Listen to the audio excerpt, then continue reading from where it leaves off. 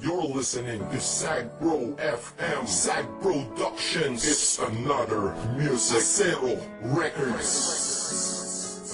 Yeah, hambog, ika-apat ng Sagbro Crew.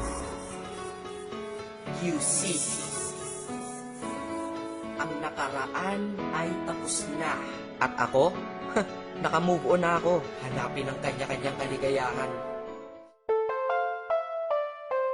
It's another beat that production sell J.E. Beats. Curse mo na yun. Yo, pakinggan nyo.